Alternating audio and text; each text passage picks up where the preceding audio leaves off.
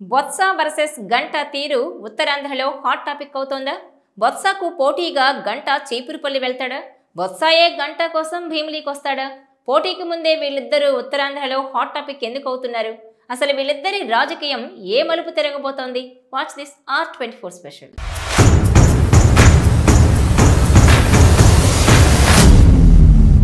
YCP senior మంత్రి బొత్స సత్యనారాయణను ఓడించడానికి మాజీ మంత్రి గంటా శ్రీనివాసరావును ఆయుధంగా టీడీపీ ప్రయోగిస్తోంది.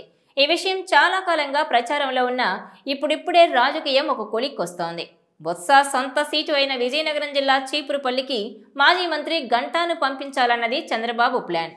ఈ విషయంలో రెండవ మాటకు తావు లేదని గంటాకు చెప్పేశారని అంటున్నారు.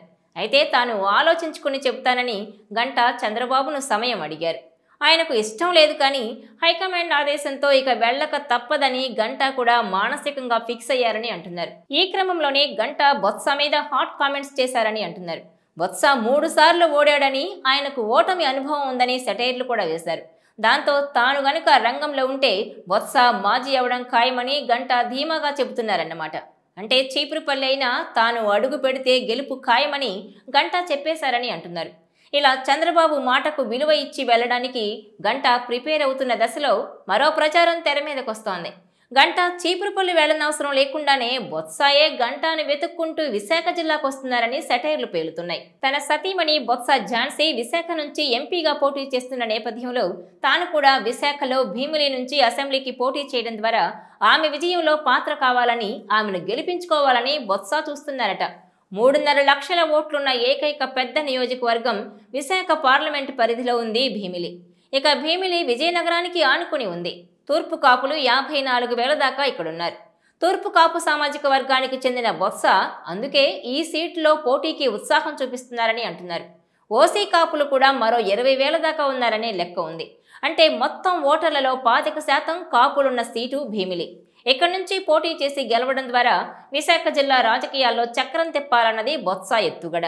దీంతో భీమిలి నుంచి పోటీ చేయాలని చూస్తున్న గంటాకు ఇక్కడ తానే స్వయంగా వస్తున్న బొత్స ప్రత్యర్థిగా మారనున్నారని అంటున్నారు. భీమిలిలో బొత్స పోటీ చేస్తే గంటా ఆయనకు టీడీపీ నుంచి బలమైన ప్రత్యర్థి అవుతారని చంద్రబాబు భావిస్తున్నారు.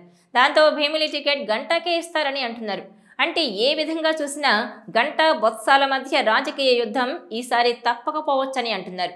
ఏ కారణంగా చంద్రబాబు బొత్స మీదకు గంటాను సిద్ధం చేశారో తెలియదు కానీ ఇప్పుడు అదే నిజం కాబోతోందన్నమాట. అయితే ఇక్కడ ఒక ట్విస్ట్ ఉంది. దాన్ని బొత్స తనకు అనుకూలంగా వాడుకుంటారని అంటున్నారు. విశాఖ సిటీతో పాటు కొన్ని చోట్ల తప్పించి ఉత్తరాంధ్ర అంతటా తూర్పు కాపులున్నారు. వారు బీసీల కిందకు వస్తారు. బొత్స అదే సామాజిక వర్గం. అయితే గంటా ఓసీ కాపు. దాంతో బీసీ కాపులు ఓసీ కాపులు అన్న తేడా ఉంది. బీసీ కాపులే విశాఖ సహా అన్ని చోట్ల ఎక్కువ. పైగా లోకల్గా తానున్నాను అని చెప్పి నాన్ లోకల్ గంటా అని, ఆయన ఓసీ అని ఇలా 2 రకాలైన కార్డులు తీసి ఓడించాలన్నది బొత్స వ్యూహంగా ఉంది.